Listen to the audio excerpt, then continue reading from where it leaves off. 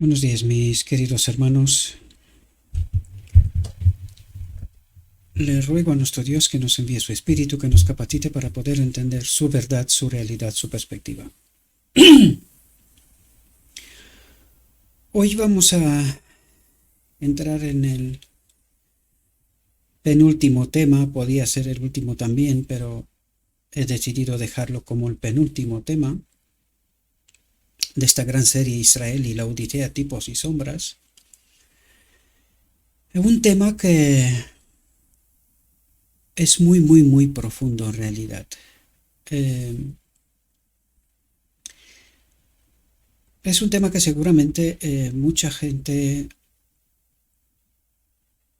o por qué no decirlo, la gran mayoría, rechazará creerlo.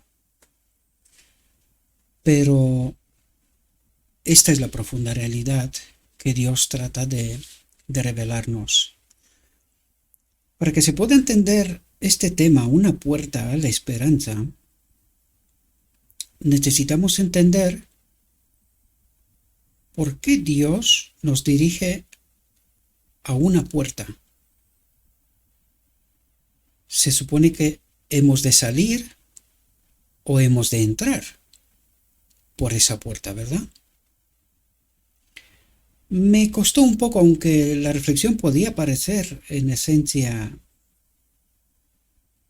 sencilla, tiene una carga de profundidad para el pueblo remanente, mis queridos hermanos, tremenda, tremenda. Bien, como siempre tengo muchas cosas que hacer, por lo tanto iré todo lo rápido que pueda. Sin embargo, le ruego a Dios que transmita el mensaje que tiene que transmitir. Porque lo primero es Dios. Y sin Dios, nada me interesa ni me sirve, ¿verdad? Por lo tanto, vamos a entrar en nuestro tema. Pero antes de entrar en el tema, para que podamos entender de qué puerta habla y qué es lo que trata de decirnos hoy, ¿verdad? Hoy, nos interesa hoy. Vamos a entender una serie de textos que, un estudio personal, ¿verdad? En los días pasados los compartí en Telegram. Hay más textos, muchos más textos de este tipo, pero ya llegará la hora, ¿verdad?, para que hablemos de ellos.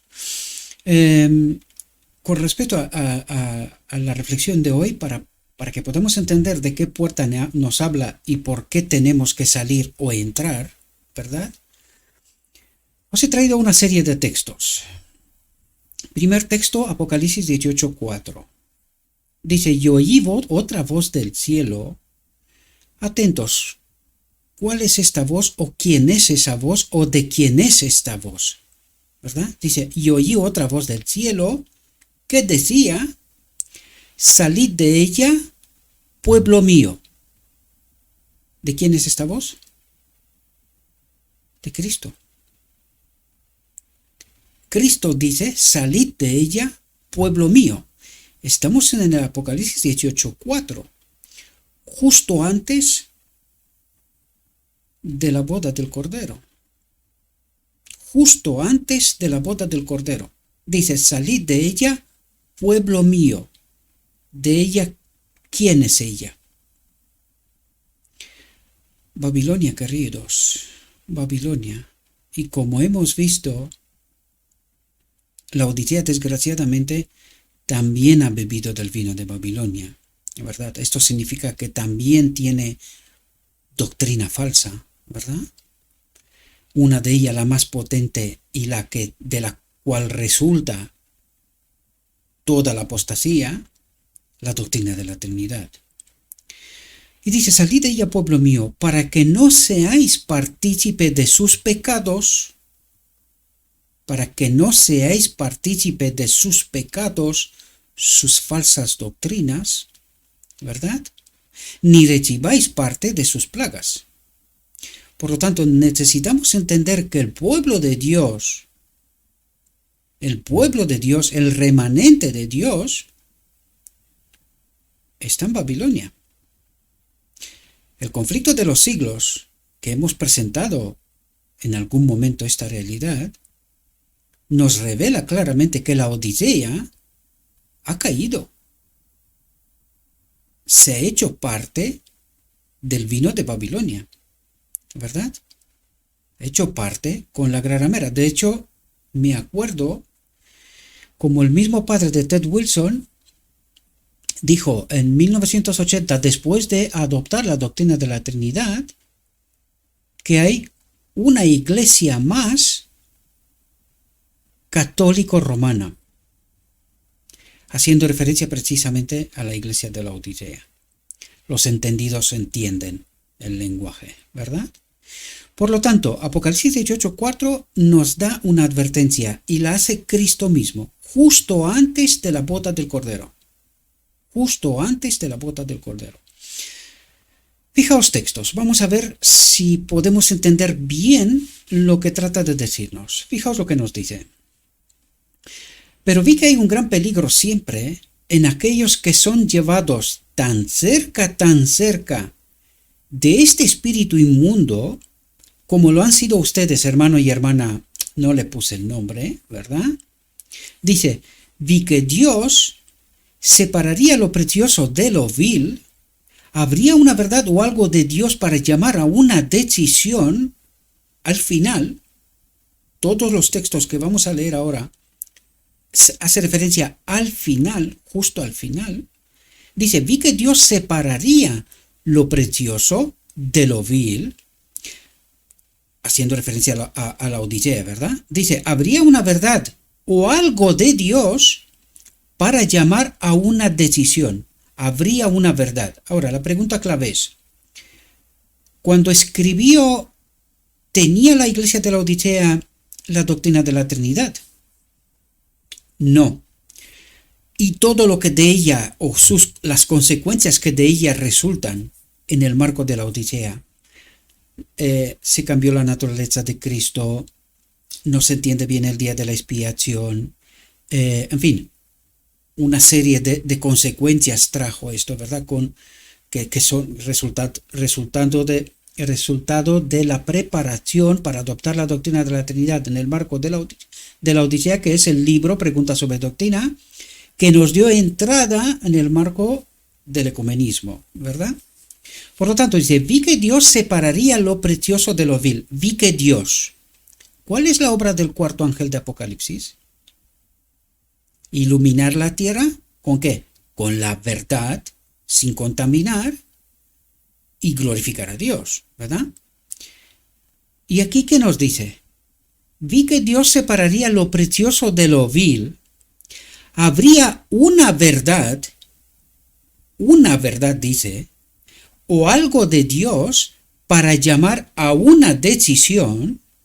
¿Qué decisión? Salid de ella, pueblo mío, ¿verdad? Lo veremos enseguida. Dice, y los corruptos no tendrían ninguna disposición para recibir ese llamado a una decisión, sino que son separados de los preciosos al recibir los preciosos esta verdad que por los otros fue descuidada. Una verdad que por los otros fue descuidada. ¿Es esa verdad la doctrina de la Trinidad sobre todas las cosas porque fue la pelea más dura que tuvieron que llevar los pioneros? Esta verdad que por los otros fue descuidada. Es decir, la teníamos, pero el enemigo se ha encargado de pervertir esta verdad, ¿verdad? Dice, aquí se hace la separación. Dios obrará de manera misteriosa para salvar a los verdaderos y honestos de la Odisea, pero no solamente.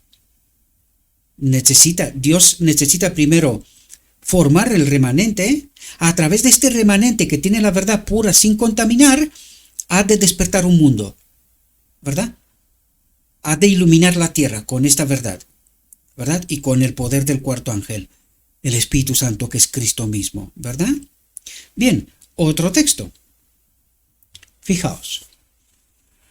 Dice, Pablo escribe a los romanos, si es posible, en cuanto de vosotros dependa, estad en paz con todos los hombres. Atentos aquí. Dice, pero hay un punto más allá del cual es imposible mantener la unión y la armonía sin sacrificar los principios.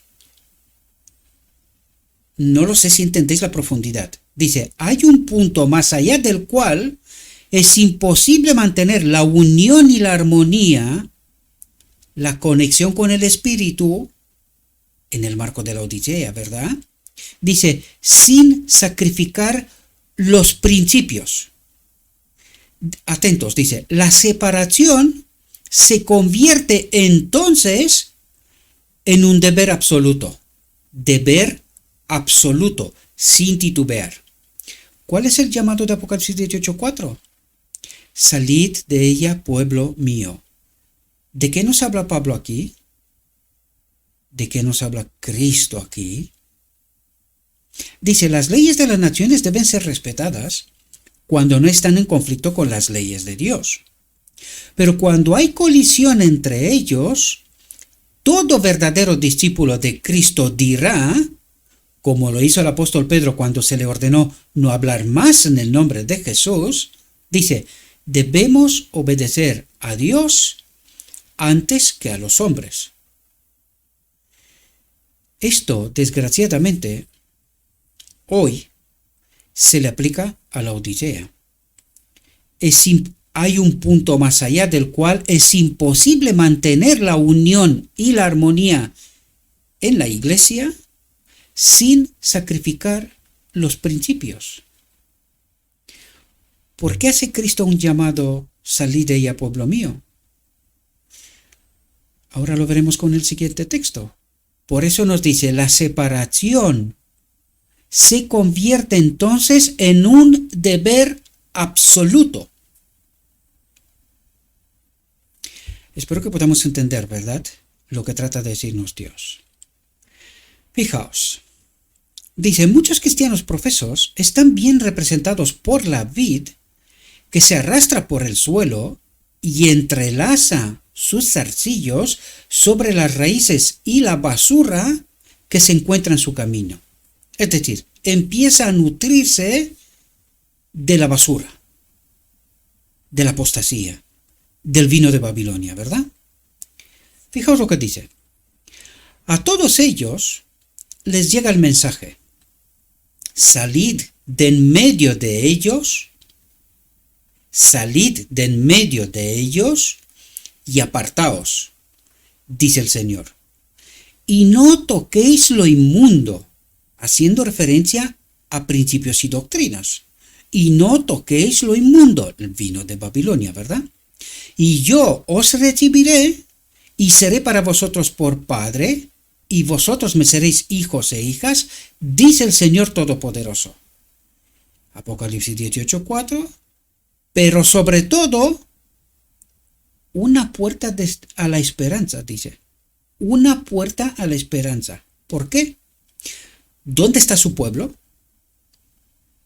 Delante del trono del lugar santo, en apostasía, con falsa doctrina, adorando a un falso Dios. Y Dios, lo vuelvo a resaltar, se ve obligado porque no tiene un pueblo. Por eso el llamado del Apocalipsis 18:4, salid de ella, pueblo mío, descontamínense, eso es lo que trata de decir. ¿Y en realidad qué está haciendo Dios ahora? ¿Cuál es la obra del cuarto ángel? Preparar ese pueblo en realidad. Preparar ese pueblo. Dice, hay condiciones que cumplir si queremos ser bendecidos y honrados por Dios. Si queremos ser bendecidos, ¿con qué? ¿Qué perdió Adán en Edén? ¿Cuál es el punto clave del conflicto? La ley, el Espíritu de Dios en este templo. ¿Comprendéis? ¿Con qué necesitamos ser bendecidos? ¿Qué ocurre en la boda del Cordero? Justo al final del día de la expiación. Pues exactamente eso. Y dice, hay condiciones que cumplir si queremos ser bendecidos y honrados por Dios. Dice, debemos separarnos del mundo. ¿En qué se ha convertido la Odisea?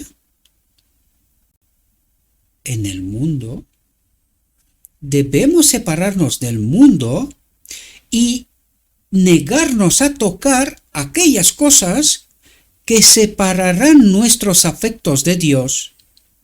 Negarnos a tocar aquellas cosas, aquellos principios de los pioneros que separarán nuestros afectos de Dios. ¿Qué pasó en 1888?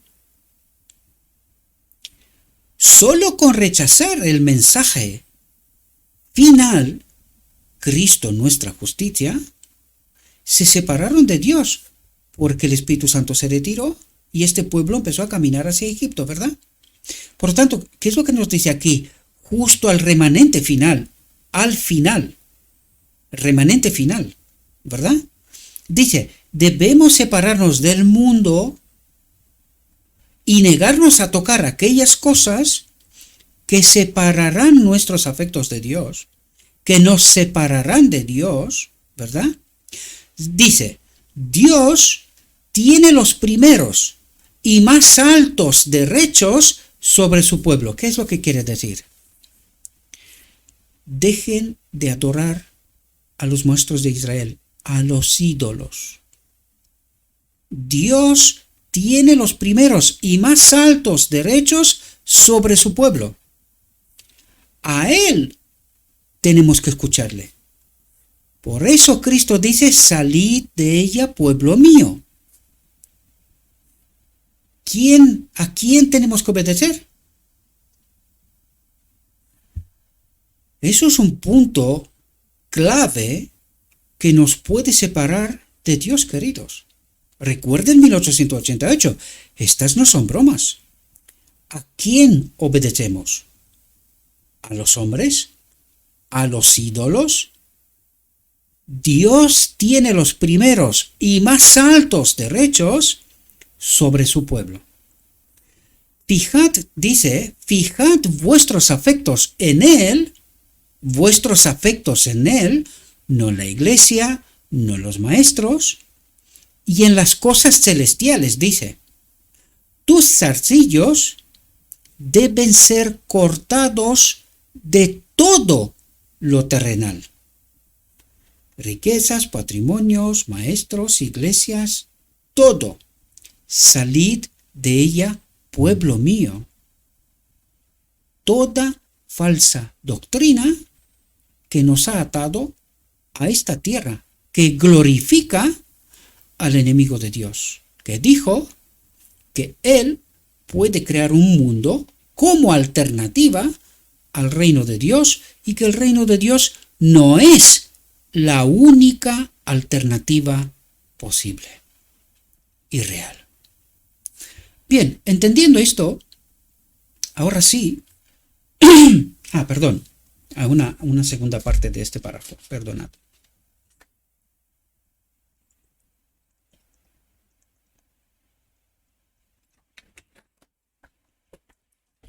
Fijaos lo que dice. Dice, se te exhorta a no tocar la cosa inmunda, porque al tocar esto, tú mismo quedarás impuro. ¿Qué tiene que hacer el pueblo de Dios o qué es lo que hace Cristo en el día de la expiación con su pueblo?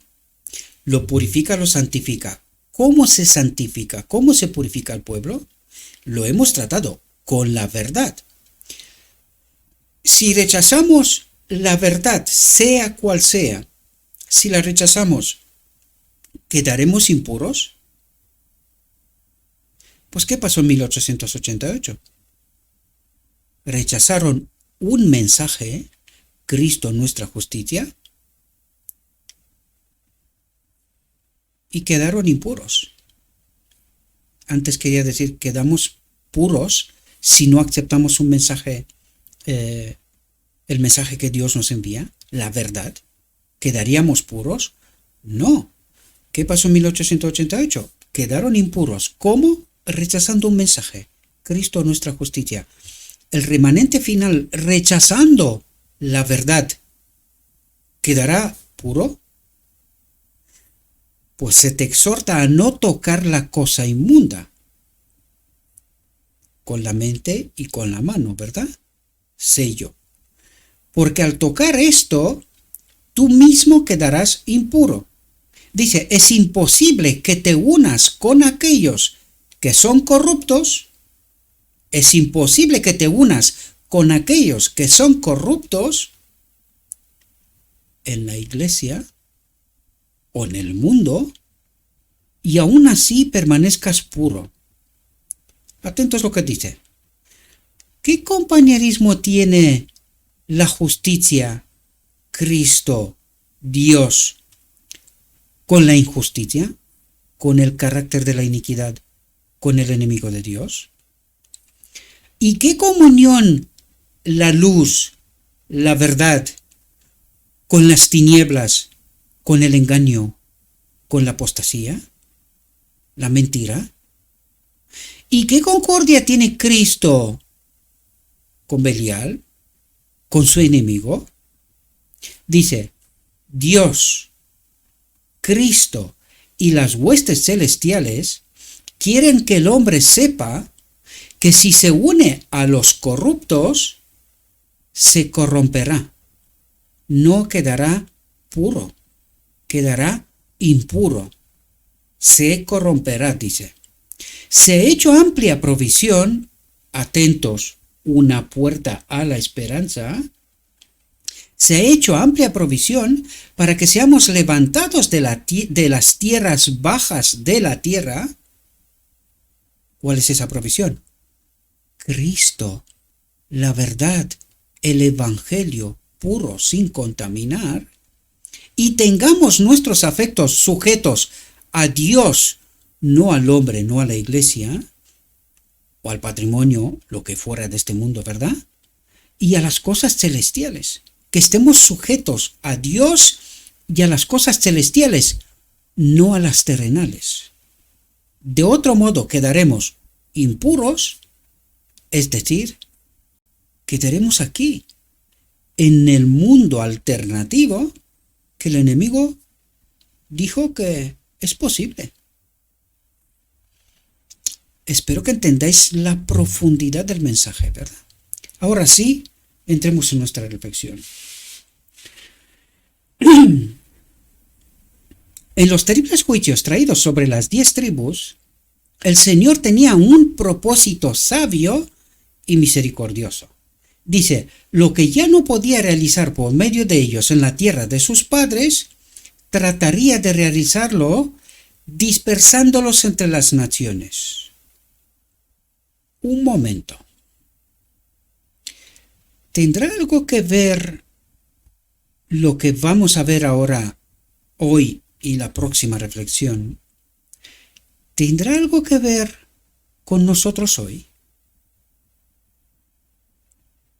Recuerden que estamos en este paralelo, tipos y sombras, Israel y la Odisea. Si la Odisea se ha contaminado, ¿puede ser que Dios, con el llamado de salid de ella, pueblo mío, trate de hacer precisamente este propósito? Dice, en los terribles juicios traídos sobre las 10 tribus, el Señor tenía un propósito sabio y misericordioso.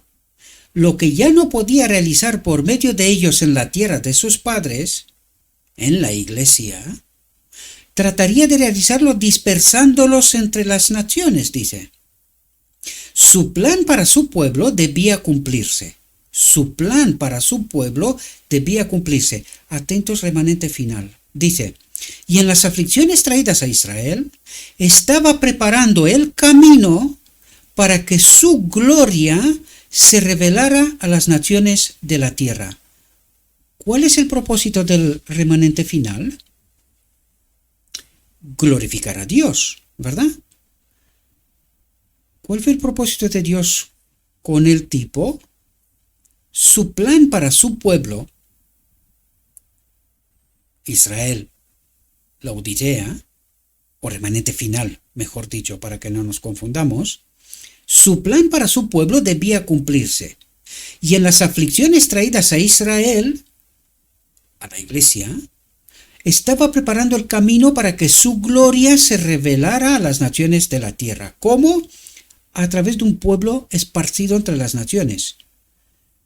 Y que lo saca fuera de la iglesia, fuera de la tierra de sus padres. ¿Comprendéis tipo y antitipo? ¿Comprendéis también los textos que hemos leído hasta aquí?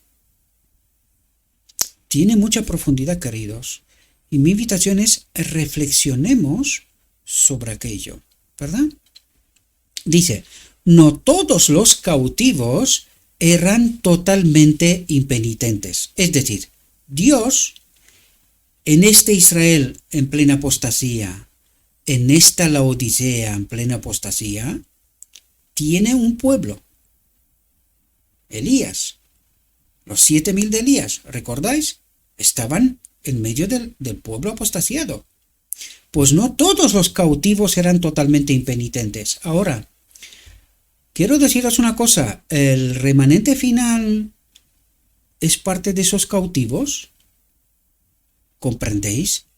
Es decir, estamos en medio de esta tierra con plena convulsiones, ¿verdad? Plenas convulsiones, en medio de esta iglesia, cautivos de algún modo, y por eso se ve necesario el mensaje de Apocalipsis 18:4, salid de ella, pueblo mío.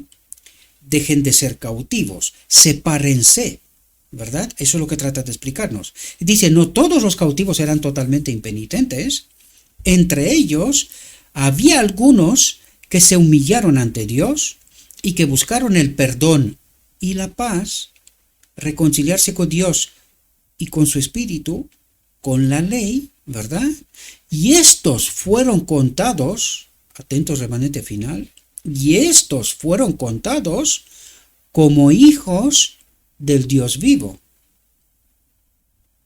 Todo Israel decía que Él es el pueblo escogido por Dios.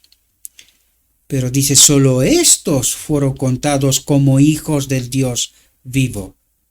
Los demás, no.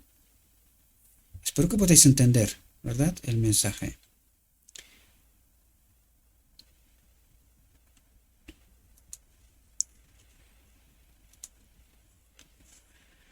Dice, el favor de Dios hacia Israel siempre había estado condicionado a su obediencia.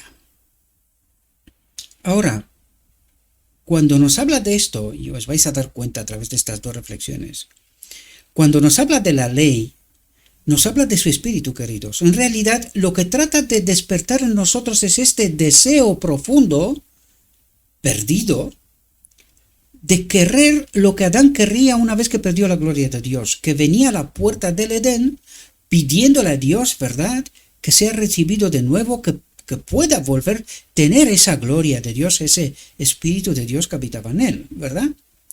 Por lo tanto, lo que está tratando de decirnos Dios aquí es de Cristo nuestra justicia, de la presencia de Cristo en este templo, a través del Espíritu, ¿verdad? Por lo tanto, el favor de Dios hacia Israel siempre había estado condicionado a su obediencia a la ley, a estar unido a Él, en realidad. De eso nos está hablando en profundidad. Nosotros hoy deberíamos de entender esto bien, ¿verdad? Dice, al pie de Sinaí, las huestes de Israel habían entrado en relación de pacto con Dios como su tesoro peculiar sobre todos los pueblos. Dice, solemnemente habían prometido seguir el camino de la obediencia. Todo lo que el Señor ha dicho, lo haremos. Y Dios nos acuerda eso. Al Israel real y al Israel espiritual. A nosotros hoy. Todo lo que el Señor ha dicho, lo haremos, ¿verdad? Dijeron. Y cuando pocos días después la ley de Dios fue pronunciada desde Sinaí y se comunicó por medio de Moisés una instrucción adicional en forma de estatutos y juicios, los israelitas volvieron a prometer a una sola voz: todo lo que el Señor ha dicho, lo haremos. En la ratificación del pacto, el pueblo se unió una vez más para declarar: todo lo que el Señor ha dicho, haremos y seremos obedientes. Dios había elegido a Israel como su pueblo y éste lo había elegido como su rey. Como su rey. Cuidado con las palabras, porque llegó un momento cuando Israel dijo, no, no, no, no, no. Ahora no queremos un rey como tú. Queremos una cara visible. Un hombre. ¿Cuál es el problema de la Odisea? Que la Odisea escucha más al hombre, a la organización, y no a Dios. ¿Está haciendo la Odisea lo mismo que el pueblo de antaño? En lugar de estar sometida a este rey, a Cristo, ¿está sometida a quién? A una cara visible, a una organización. Y se cree el pueblo escogido. Y no sabe que precisamente por eso está en apostasía. Está en... ¿cómo se llama aquí?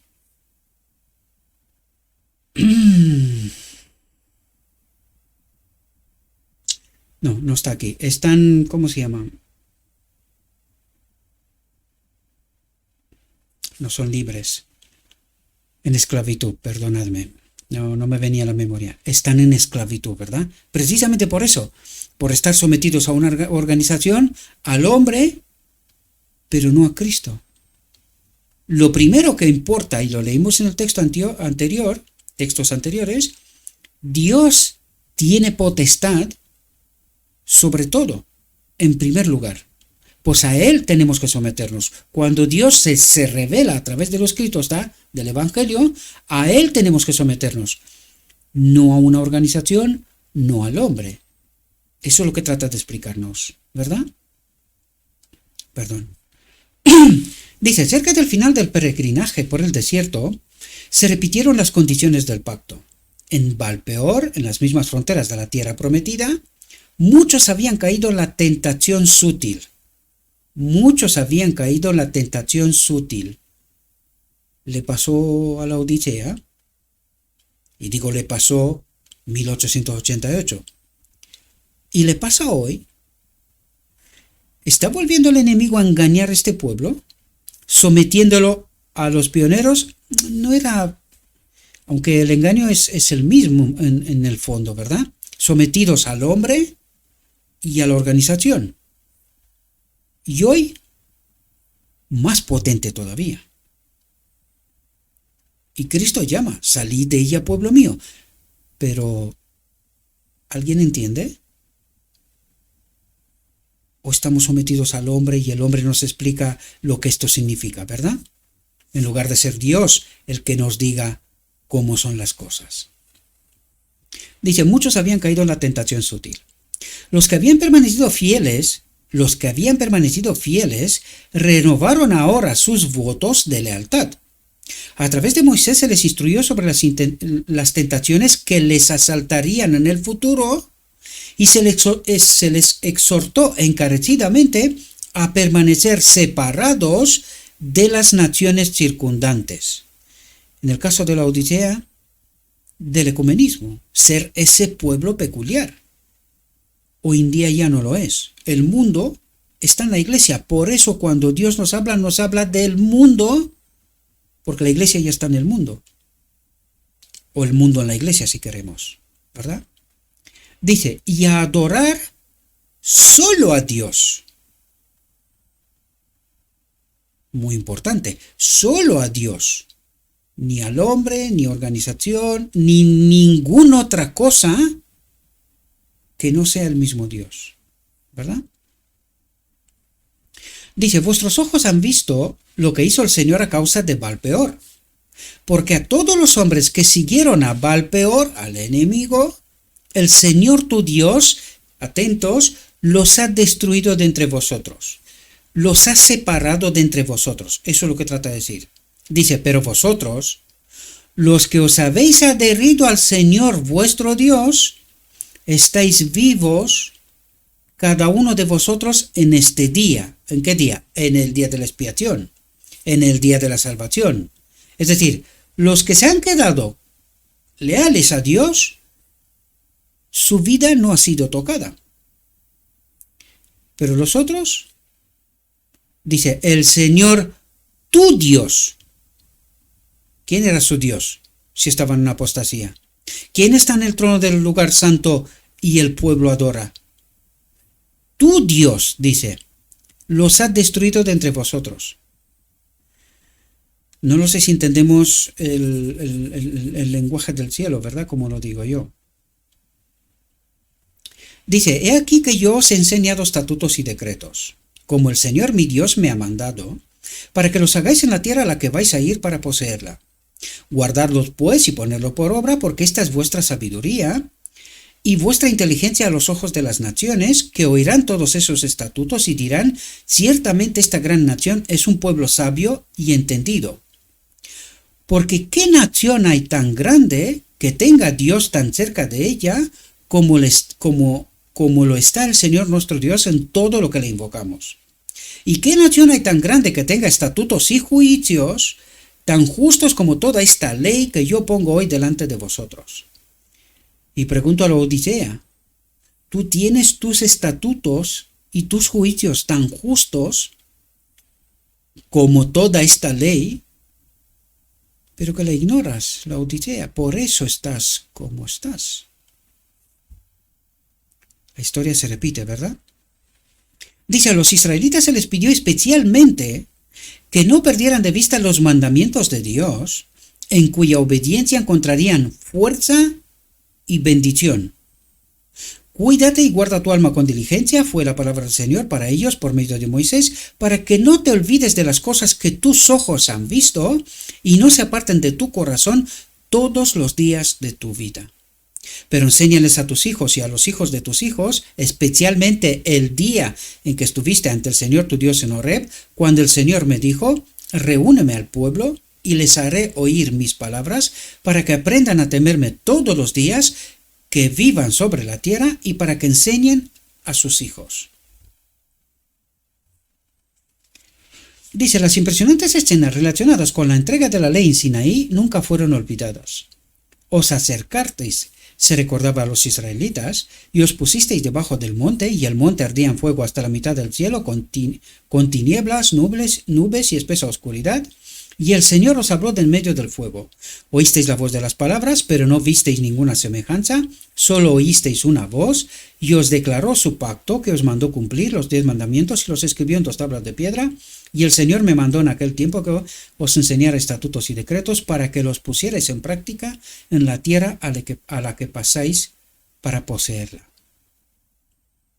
Dice, los israelitas estaban a punto de poseer una tierra donde la idolatría había reinado de manera suprema. Atentos, dice, los israelitas estaban a punto de poseer una tierra donde la idolatría había reinado de manera suprema.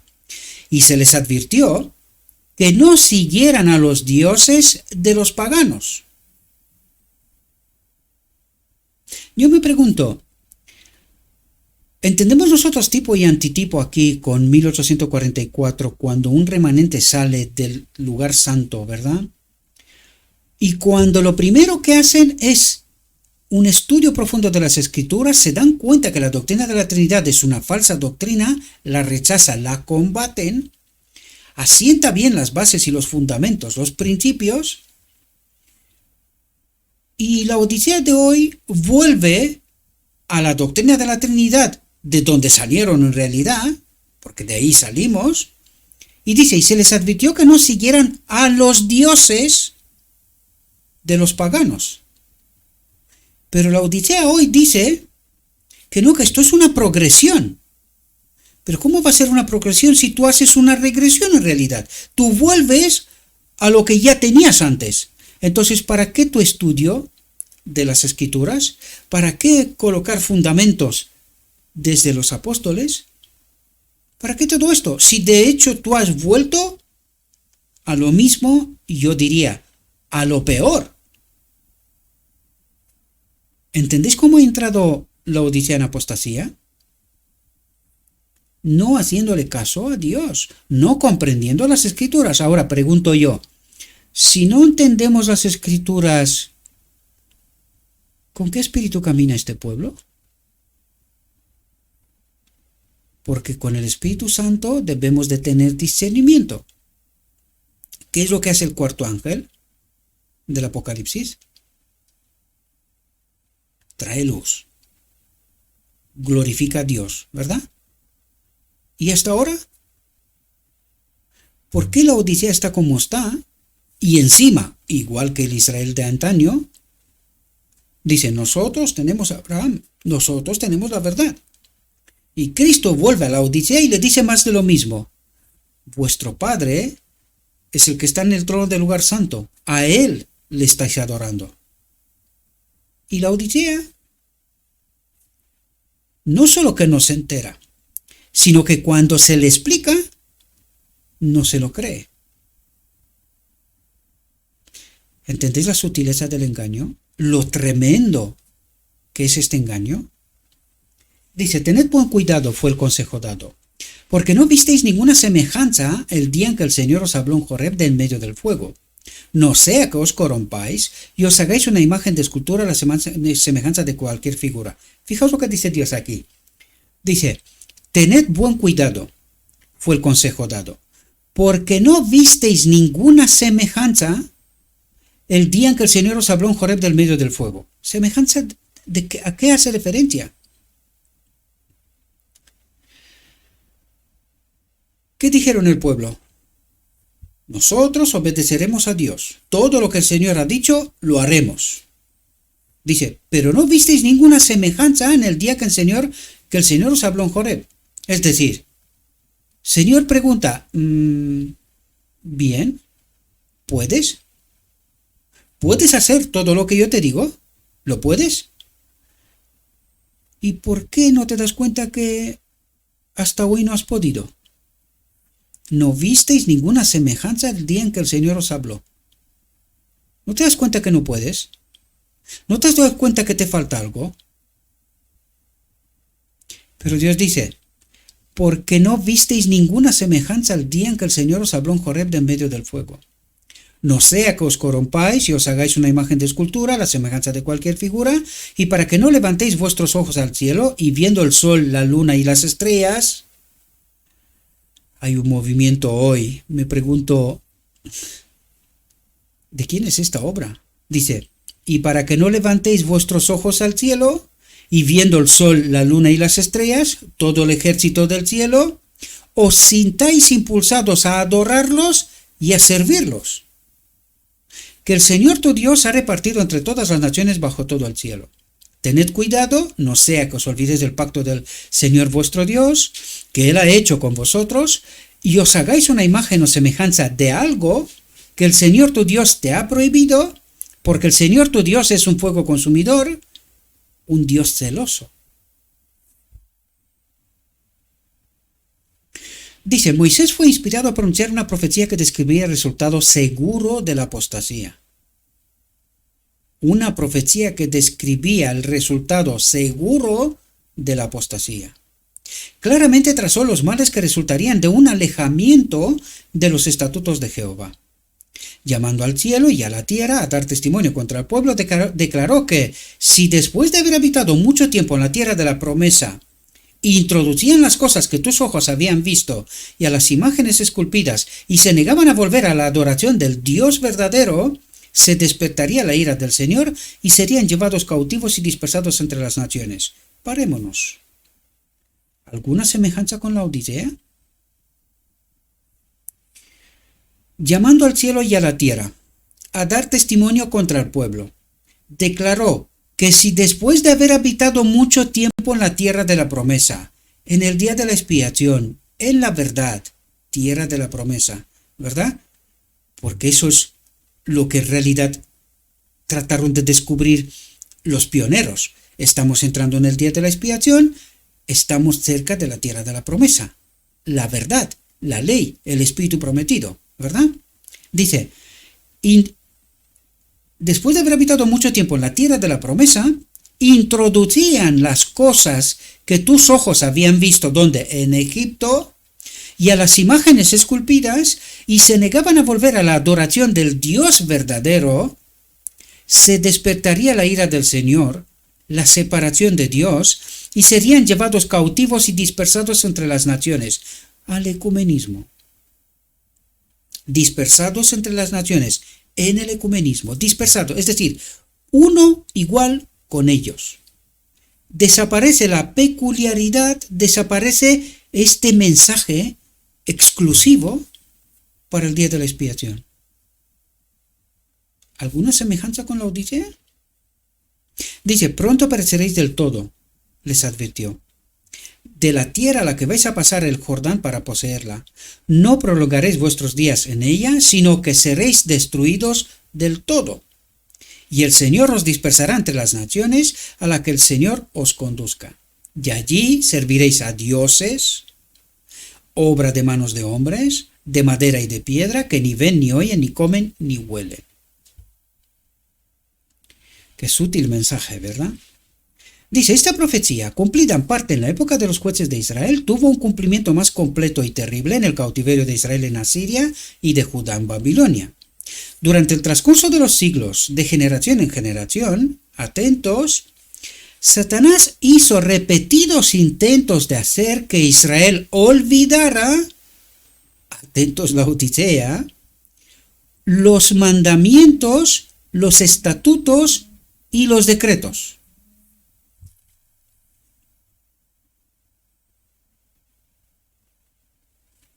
Que olvidara, perdonad porque me llamaba mi esposa, que olvidara ¿qué? Los mandamientos, los estatutos y los decretos. ¿Qué dice la Odisea?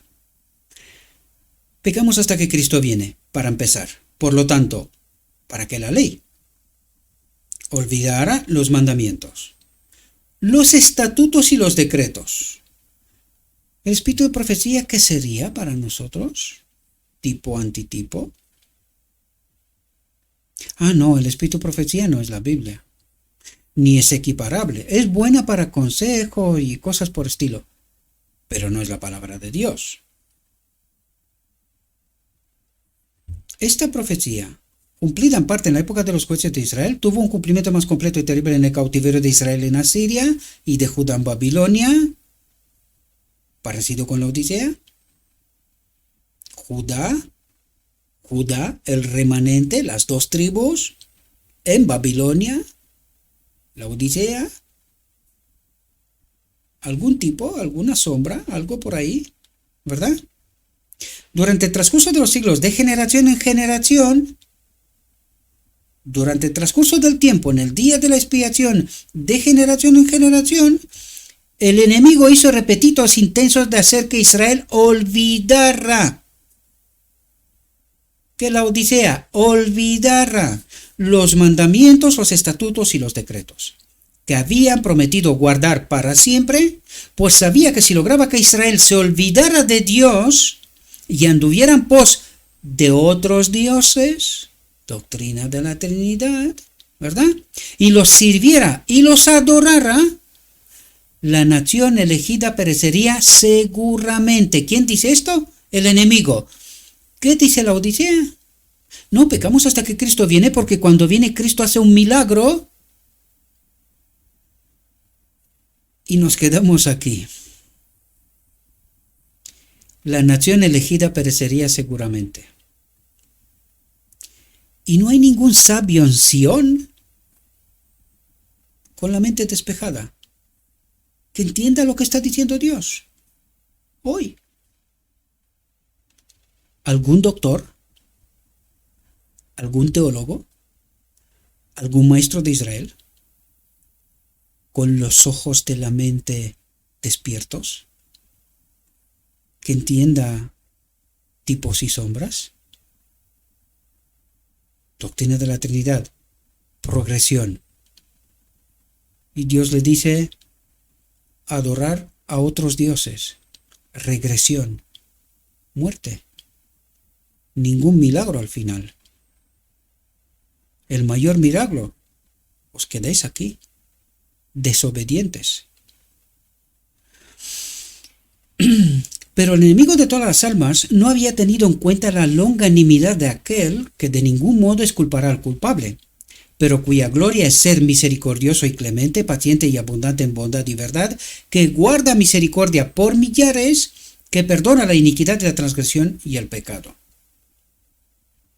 Dice, a pesar de los esfuerzos de Satanás por frustrar el propósito de Dios para su pueblo elegido, Incluso en algunas de las horas más oscuras de la historia de Israel, cuando parecía que las fuerzas del mal estaban a punto de obtener la victoria, el Señor se reveló con gracia, extendió ante Israel las cosas que eran para su bienestar como nación. Dice, le he escrito las grandes cosas de mi ley, declaró de Israel por medio de Oseas, pero fueron tenidas por cosa extraña.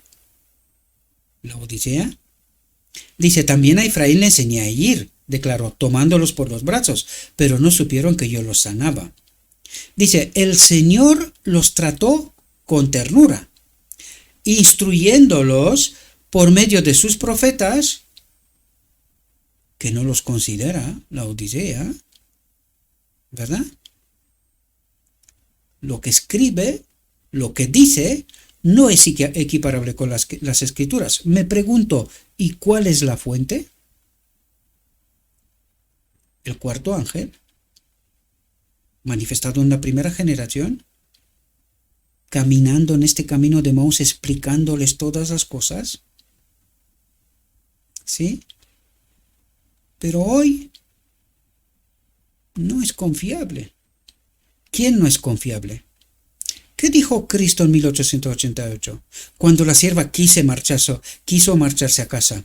Dijo, esto ya es fuera de lugar, porque no la creían. Es más, la estaban acusando porque estaba en complicidad con John C. Waggoner. ¿Y qué dijo Cristo? No, tranquila. No te vayas. Quédate. Porque si no, este pueblo desaparece. No es a ti a quien rechaza, sino a Cristo, el cuarto ángel del Apocalipsis. Eso es lo que estaba pasando, queridos. Y esto es lo que sigue pasando hoy, todavía peor que entonces. Dice, instruyéndolos por medio de sus profetas, línea tras línea y precepto tras precepto. Pero hoy el pueblo peca hasta que Cristo viene. ¿Qué línea y qué precepto? Alguien les ha predicado, no, Dios es amor. Tranquilo. Salvará hasta los ángeles caídos y al mismo Satanás. Que me quedé espantado escuchando a alguien diciendo estas cosas. Digo, este evangelio le sobra. A este evangelio le sobra. Este salva a todo el mundo. ¿Y por qué no viene Cristo? Hombre, pues capricios. No viene porque pues no le da la gana. Se puede estar más ciego y más ignorante con las escrituras en la mano, supuestamente. Difícil, diría yo. Y aquí se termina la reflexión, la primera parte, ¿verdad? Y volvemos a lo que siempre necesitamos entender. Dijo mi guía, Cristo mismo. Todavía hay mucha luz que debe brillar de la ley de Dios y del Evangelio de la justicia. Este mensaje, entendido en su verdadero carácter y proclamado en el Espíritu de Cristo, crecerá hasta alcanzar una importancia tan grande como apenas soñáis y iluminará la tierra con su gloria.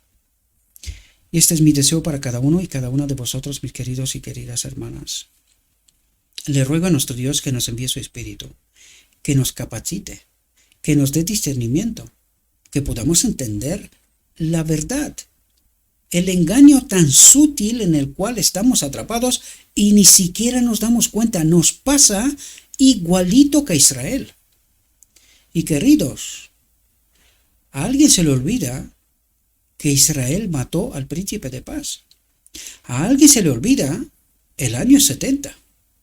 A alguien se le olvida que solo un pequeño remanente de Israel en el año 70 escapó, no pereció. Tipos y sombras. Déjense de universalismos. Déjense de que Dios es amor y salva a todo pecador. Cuidadín. No se engañen. Porque alguien del trono del lugar santo está predicando un falso evangelio. Que gusta, sí, pero mata. al mismo tiempo. Así que le ruego a nuestro Dios que nos envíe su Espíritu, que nos capacite, que podamos entender su verdad, su realidad, su perspectiva, y que entendiendo, hagamos lo que conviene. Os deseo, mis queridos hermanos, que tengáis un próspero día. En todo lo que os he dicho en nombre de Cristo Jesús. Amén.